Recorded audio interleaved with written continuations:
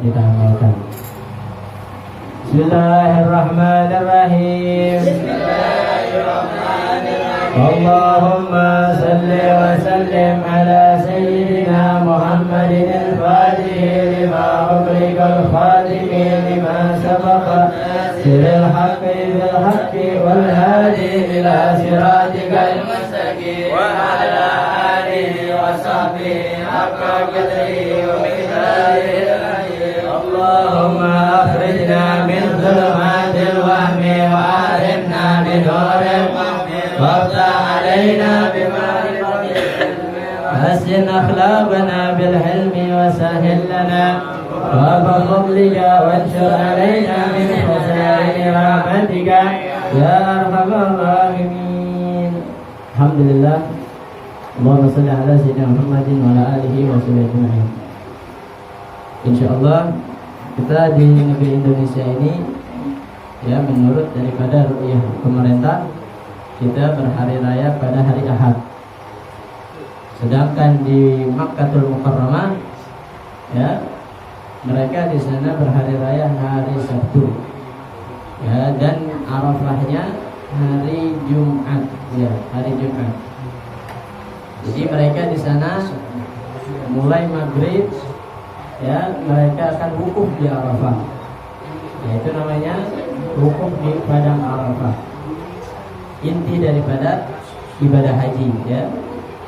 Nah, jadi mulai maghrib mereka wukuf di padang Arafah. Waktunya ya, waktunya wukuf itu sampai terbit fajar ya, di tanggal 10 ya, tanggal 10. Jadi tanggal 9-nya ya, dia wukuf di Arafah, habisnya terbit fajar di tanggal 10, yaitu hari raya Idul Adha. Nah, sedangkan kita di Indonesia Arafahnya jatuh hari Sabtu ya, tanggal 9. Membuat kita semua yang enggak ikut ibadah haji maka disunahkan untuk berpuasa ya, puasa tarwiyah di tanggal 8 dan puasa Arafah di tanggal 9. Yukaffiru sanatal madiyah wal baqiyah. Ya, jadi puasa Arafah menghapus dosa setahun yang lalu dan dosa yang akan datang, setahun yang akan datang. Ya. Pengampunan dosa itu ya. Jangan banyakin dosa dulu. Ya. Banyakin dosa udah banyak. Tapi cara ngampunin dosanya itu yang kita kurang. Ya, masyaallah hadirin rahimakumullah. Nah, kita sekarang akan membahas daripada fikih kurban. Yang mana fikih kurban di sini yang akan kita bahas adalah rangkuman yang dirangkum oleh Buya Yahya, ya. Nah, di sini kita awali kurban di dalam Islam. Apa sih kurban di dalam Islam? Kurban menurut bahasa, ya, dalam bahasa Arab adalah al-udhiyah namanya. Ya, kalau bahasa Arabnya al-udhiyah, ya, bukan kurban. Udhiyah ya. Diambil kata dari adha, Idul Adha ya. Jadi kata adha, udhiyah. Makna adha adalah permulaan siang, waktu duha. Waktu duha ya. Setelah terbitnya matahari ya. Yaitu seperti duha yang sering kita gunakan untuk menyebut nama sholat ya, yaitu sholat duha. Kapan sholat duha? Ketika matahari sudah setinggi tombak, artinya ketika matahari itu ya menjadi bersinar putih cemerlang ya, itu namanya asalnya. Korban itu dalam bahasa Arab ya al-udhiyah. Al-udhiyah diambil kata dari adha. Adha itu waktu duha, paham ya? Makanya pagi-pagi itu kita sholat 7 sholat.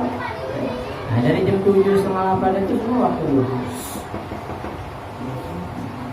Adapun al-udhiyah ya, menurut syariat, ya, menurut agama Islam. Kalau tadi menurut bahasa Arab, adalah sesuatu yang disembelih dari binatang ternak berupa onta, sapi, kambing. Sapi, onta, kambing, 3 nih jenisnya. Ya. Untuk mendekatkan diri kepada Allah yang disembelih pada hari raya Idul Adha dan hari Tasyrik.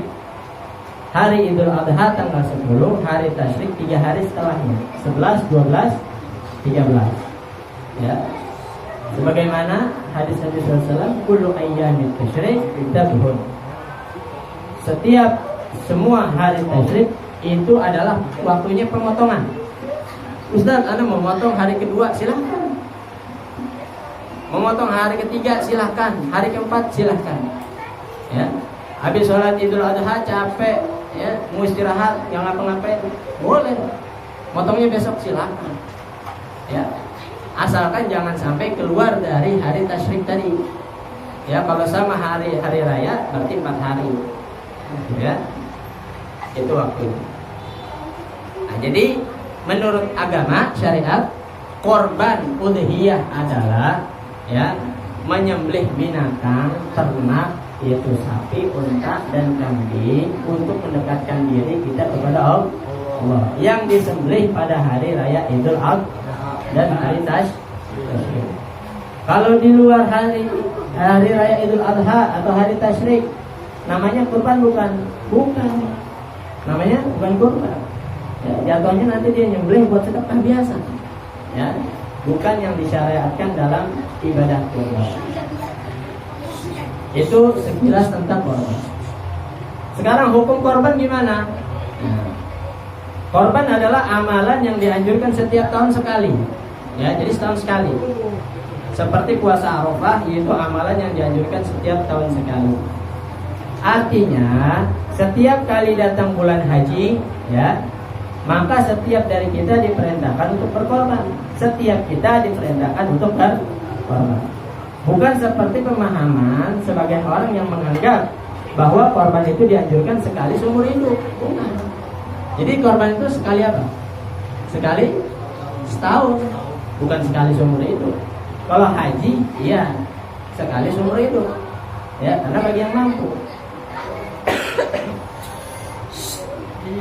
Pendapat pertama, ya, hukum dari menyembelih korban menurut mazhab Imam Syafi'i rahimahullah dan jumhur ulama adalah sunnah. Sunnah yang diharapkan dan dikukuhkan. Artinya apa? Sunnahnya dianjurin. Punya duit, langsung beliin korban gitu. Ya. Jadi yang dianjurkan. Ibadah korban juga termasuk syiar agama yang memupuk makna kasih sayang dan peduli kepada sesama yang harus dijalankan. Kenapa harus korban? Syiar agama. Syiar agama, ya. Agama Islam ini mau nunjukin bahwa setiap hari raya Idul Adha itu orang bagi-bagi daging. Ya. Sayyidul idam Allahan, sebaik-baiknya lauk adalah daging. Senang gak kalau makan daging? Senang. Apa aja dagingnya senang. Ya.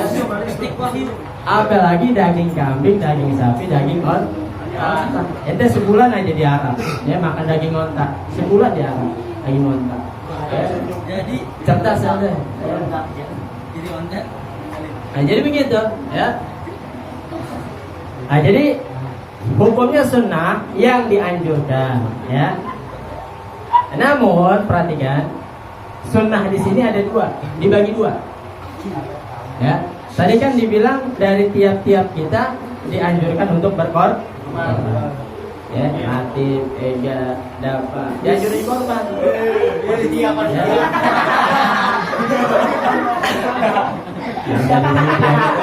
Jangan jadi panitianya doang. Ya. Semua kita dianjurin korban.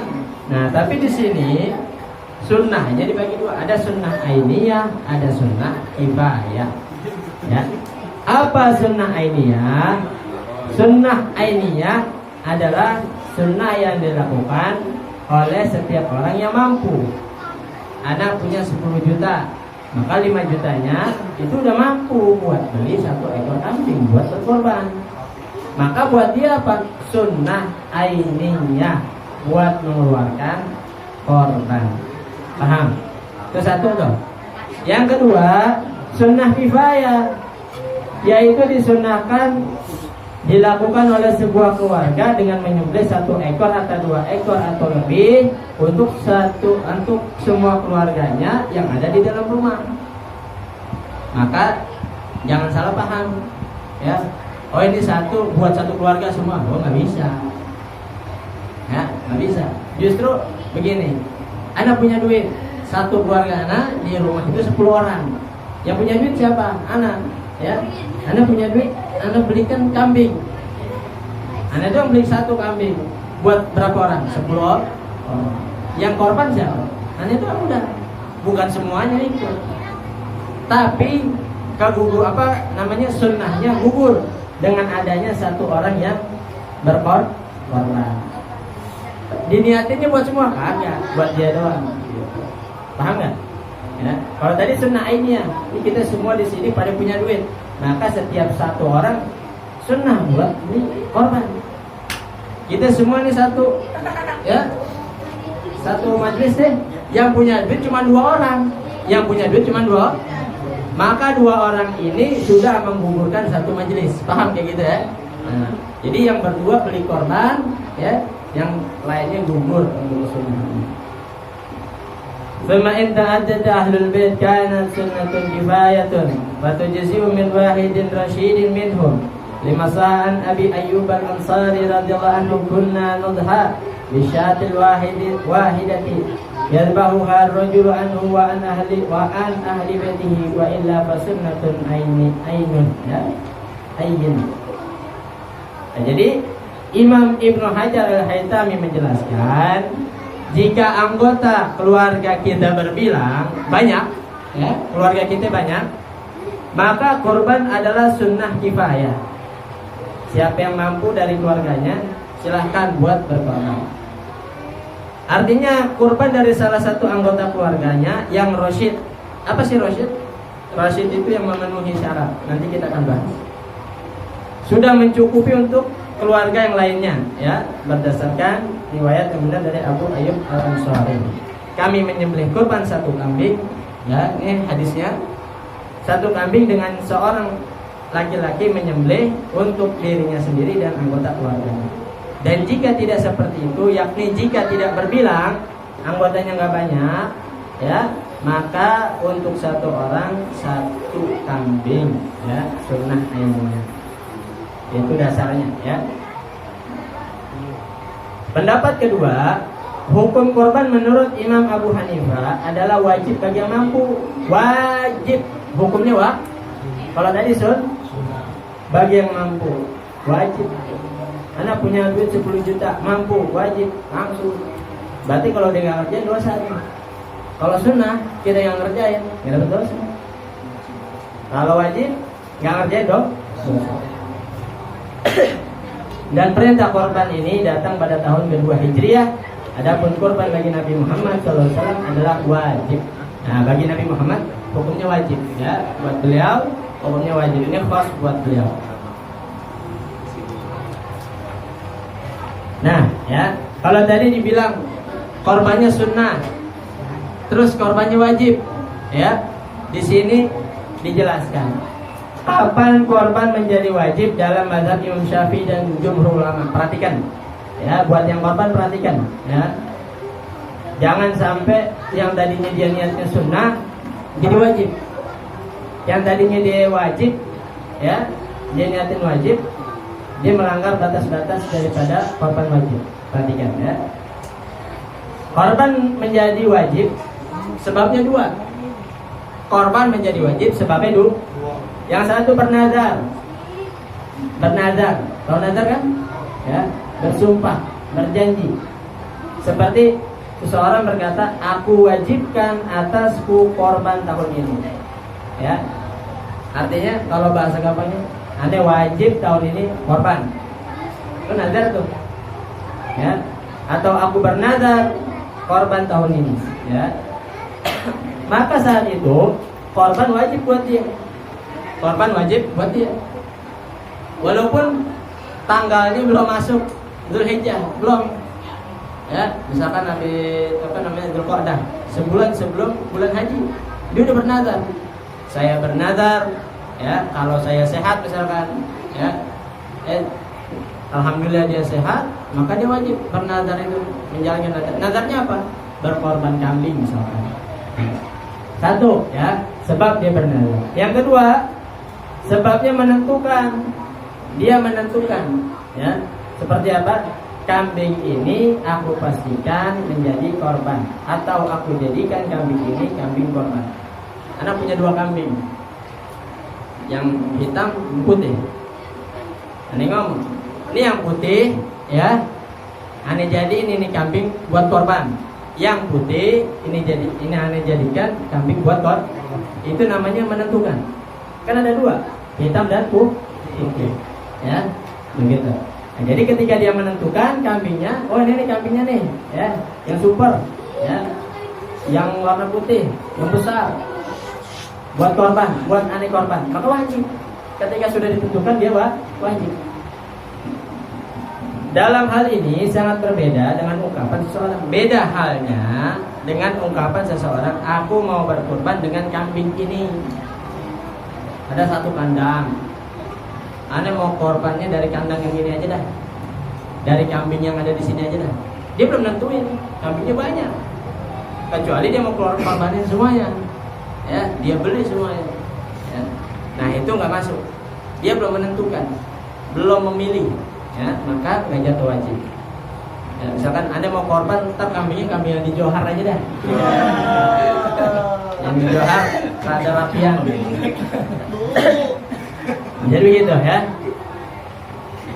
Itu dengan 2 hal tersebut korban jadi wajib. Perhatikan, kalau korban sudah jadi wajib, ya, karena dinazarkan, ya, atau ditentukan tadi, maka tidak boleh mengambil sedikit pun dari dagingnya, dari kambingnya tersebut, ya. Dan semua daging kurban harus dibagikan, dan di antara orang yang menerima daging kurban harus ada orang yang fakir. Harus ada orang yang fakir.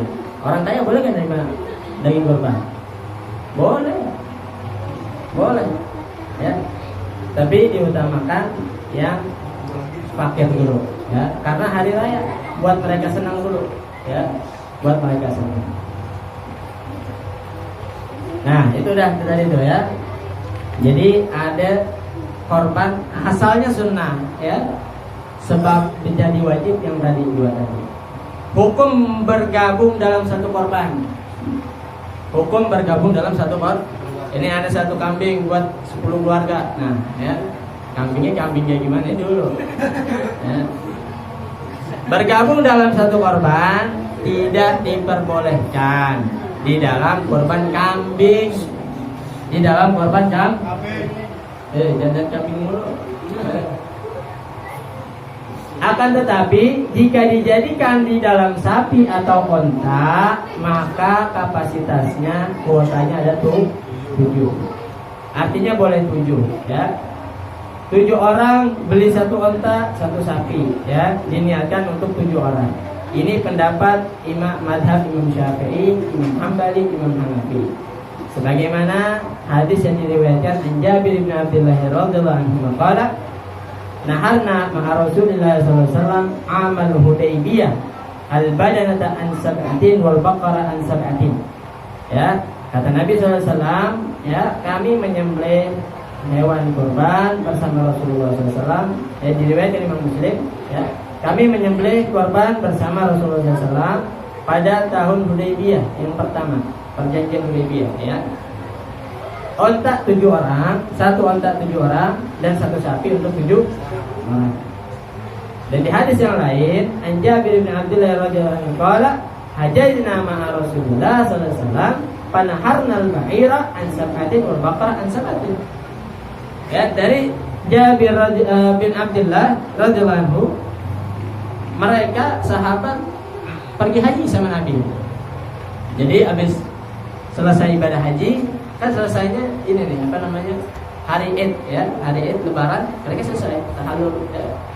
Terus mereka memotong sembelihan korban. Nabi memotong sembelihan korban. Apa yang dipotong? 1 ekor sapi untuk 7 orang dan 1 ekor unta untuk 7 orang. Ya, itu, ya. Kambing nggak boleh digabung. Kalau onta atau sapi boleh digabung. Jadi awas, jangan sampai salah. Satu kambing hanya untuk satu orang. Jika ada orang yang gabung 2 atau 3, akan tetapi menyembelihnya adalah satu kambing, maka hal tersebut nggak sah. Jadi nggak sah tuh. Ada satu keluarga beli satu kambing, saya niatin buat 3 orang, maka saat itu nggak sah. Nggak sah. Ya, sangat berbeda jika sebuah keluarga berdiri dari 10. Rinciannya 2 suami istri, 8 anak. Suami istri, bapak emak, anak 8. Ya.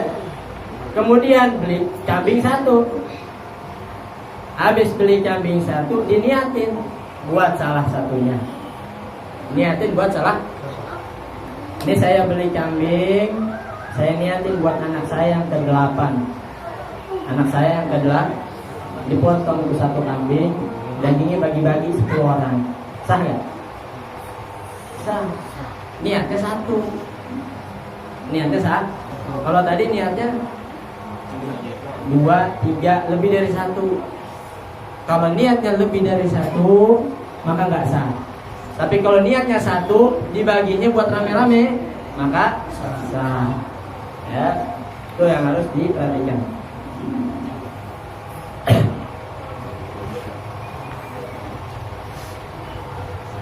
Nah, terus gimana kalau menanggapi? Kok dia doang yang korban di dalam satu keluarga misalkan? Ya, aneh kapan? Nggak usah ribet. Ya, kayak itu nggak usah ribet. Yang dianjurkan buat korban yang mampu. Saat itu yang megang duit siapa? Gitu. Ya, misalkan satu keluarga 3 anak. Anak yang kedua megang duit, beli dia korban.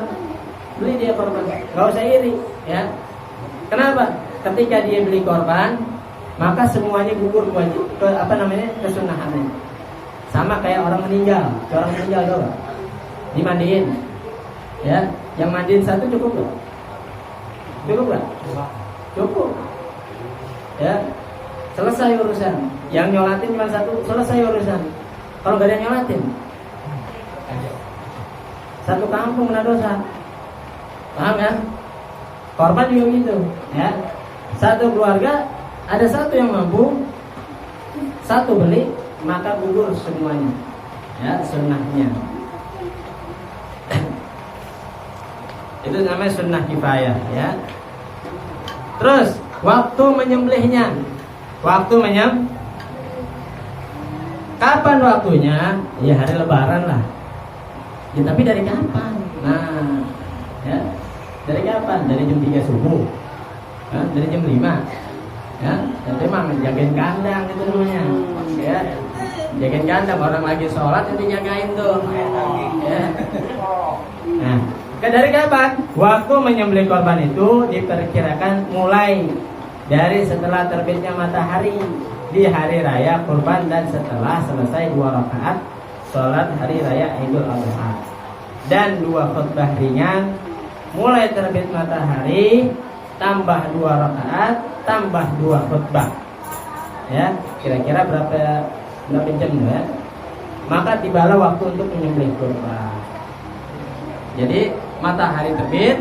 Jadi kalau sebelum matahari terbit sah nggak? Nah, sah.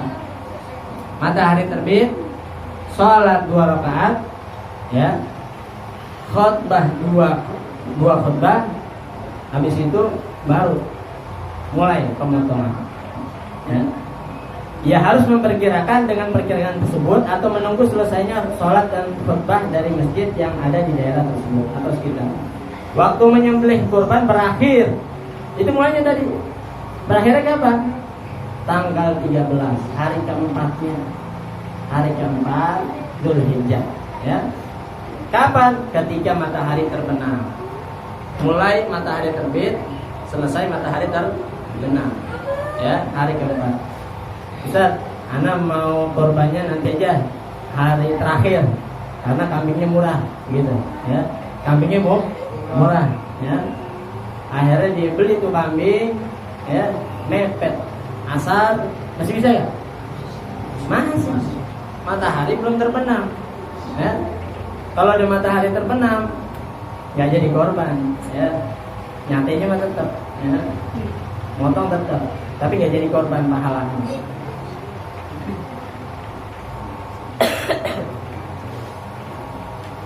Terus ya, menyembelih di malam hari raya dan setelah hari tasyrik. Nah, ya, yang tadi dia bilang, orang lagi malam takbiran dia motong. Ya. Malam takbiran, ya, dia motong. Nah, ya, gimana nih jadinya? Jika seseorang menyembelih sebelum waktunya atau sudah kelewat waktunya, ya, sudah kelewat. Misalnya menyembelih di malam hari raya Idul Adha atau menyembelih setelah terbenamnya matahari tanggal 13, ya, hari tasyrik, maka sembilan itu tidak menjadi korban, ya, akan tetapi menjadi sedekah biasa. Sedekah biasa, ya. Maka hendaknya bagi panitia korban untuk memperhatikan masalah ini, ya. Inna awwala ma nabda'u fi yawmina hadza an nusalli thumma narja faman hara faman fa'ala dzalika faqad asaba sunnatana wa man nahara qabla as-salat fa inna ma huwa lahmun qaddamahu li ahlihi laisa min an-nusuk fi syai'in. Jadi sunnahnya Nabi berangkat sholat dulu, pulang baru motong, ya. Kalau nggak ngikutin yang kayak begini, ya, artinya kelewat atau sebelumnya, maka dia nggak ikut sunnah Nabi, maka dia nggak dihitung dalam ibadah korban. Nah, yang penting lagi syarat orang berkorban.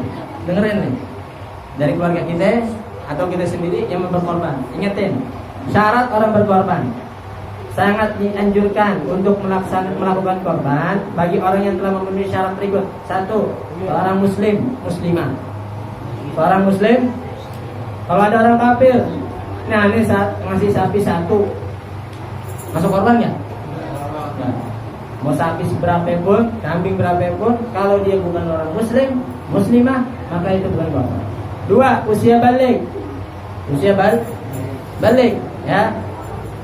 Ya, dengan 3 tanda, ya, keluar mani, keluar darah haid, ya. Bagi perempuan, jika tidak keluar mani dan tidak darah haid, maka umur 15 tahun. Yang ketiga berakal, ya, nggak ada orang gila beli kambing, ya. Yang ada bawa kabur kambing, ya. Yang ketiga berakal, ya. Maka orang gila tidak diminta melakukan korban. Tapi bisa gak? Bisa, ya.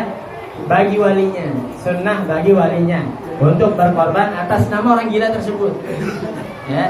Mungkin suatu saat, ya, ya. Ada yang suatu saat, salah satu, alhamdulillah, ada orang gila, ya. Dia masih punya orang tua, ya. Perhatikan lagi, masih punya orang tua, ya. Maka walinya belikan kambingnya, niatkan atas nama orang gila tersebut, ya. Maka bisa jadi, ya, boleh. Yang keempat merdeka, ya, bukan budak, ya, bukan budak. Yang kelima mampu. Di sini mampunya adalah kelebihan dari makanan pokok, ya, duitnya lebih, ya. Pakaian, tempat tinggal untuk dirinya dan keluarganya di hari raya. Jadi bukan kepepet, ya, punya duit lebih. Yang keenam namanya Rosyid. Apa sih Rosyid? Bukan mahjur alaih. Mahjur alaih orang yang tidak diperkenankan untuk bertransaksi. Seperti apa? Anak kecil. Anak kecil boleh gak megang duit banyak buat belanja? Gak bisa, ya. Orang gila gak bisa, ya. Gila. Nah, orang lagi stres gak bisa, ya. Terus apa lagi? Orang pilot, ya, kelilit utangnya dia gak bisa, ya. Nah, jadi yang keenam harus rosyid. Jadi kalau mau beli kambing korban, berkorban, lihat-lihat dulu, ya. Ane muslim gak? Muslim. Terus ane balik gak? Balik. Ane berakal gak? Nah, ya. Kalau berakal, masuk. Merdeka, masuk. Mampu gak? Ya, punya kelebihan gak? Mampu, alhamdulillah. Terus yang keenam, anak rosyid gak? Gitu. Kan ada, ya. Dia anak orang kaya, tapi nggak bisa megang duit. Ada. Punya harta, tapi nggak bisa mengelola. Ada kayak gitu. Nah, itu namanya rosyid. Ya, bukan rosyid, ya. Dia nggak bisa mengelola keuangannya. Nah, itu namanya syarat orang-orang berkorban. Dan yang terakhir, ya, macam-macam binatang yang boleh dijadikan korban. Ya, unta umurnya 5 sampai 6 tahun. Unta 5 sampai 6. Sapi diperkirakan minimal 2 tahun. 2 tahun ke atas. Ya. Jadi kalau ada sapi kecil umurnya pas, ya, bisa masuk. Kalau umurnya pas, ya. Tapi kalau sapi kecil umurnya belum pas, nggak boleh dimasukin. Ya.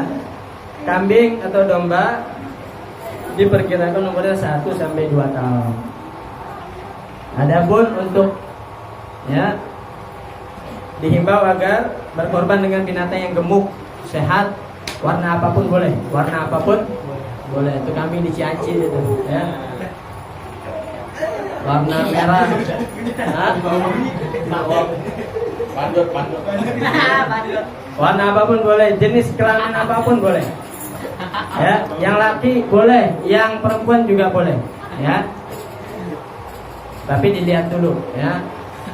Yang dianjurkan adalah yang laki, yang jantan. Kalau perempuan, apalagi lagi hamil, maka jangan, ya. Dan ada lagi yang terakhir, ya. Di sini dan supaya kita bisa menghindarinya. Sifat-sifat binatang korban yang nggak boleh dijadiin korban. Ya, nggak boleh dijadiin. Tadi kan. Yang pertama, bermata sebelah, picek. Ya. Matanya buta sebelah. Yang kedua, pincang. Pincangnya kelihatan. Ya, pincangnya kelihatan. Yang ketiga, kurus karena penyakit. Kurus karena penyakit. Ya. Kenapa? Perhatian, ya. Taunya di mana? Ini binatang kurus penyakit. Dikasih makan nggak mau, ya. Dikasih makan nggak mau. Berarti dia kurusnya karena penyakit, ya. Bukan karena dia nggak mau makan. Yang keempat, berpenyakit parah. Ya, berpenyakit parah itu macam-macam. Ya. Nah, jadi 4 ini. Tapi kan Ustaz, kambingnya udah ditaruh di masjid, tetap sebelum dia harus sehat sampai dia dipotong. Ustaz, tapi kan saya udah beli, nggak bisa dibandingin misalkan gitu. Tetap nggak boleh. Itu mau maksain apa? Ya, nggak akan bisa. Jadi buta sebelah, terus apalagi pincang, kurus karena penyakit parah. Cari taunya gimana? Kalau dia picek sebelah, ketahuan dari cara jalannya. Jalannya dia melihatnya, ya. Nah, jadi perhatikan, ya. Jadi hati-hati yang suka ngisengin kambing tuh, ya. Yang suka mainin, ya, di masjid atau di musola, hati-hati. Nanti kalau, ya, naudzubillah, kalau dia nanti cacat, ya, atau pincang atau cedera karena ulah kita, ibadah orang agak sah gitu, ya. Maka wajib buat kita ganti nanti, ya. Buat kita ganti buat korbannya itu orang. Tukeran, ya. Kambing yang cacat buat ente, kambing yang bagus, yang sehat buat di korban itu. Paham sampai sini, ya?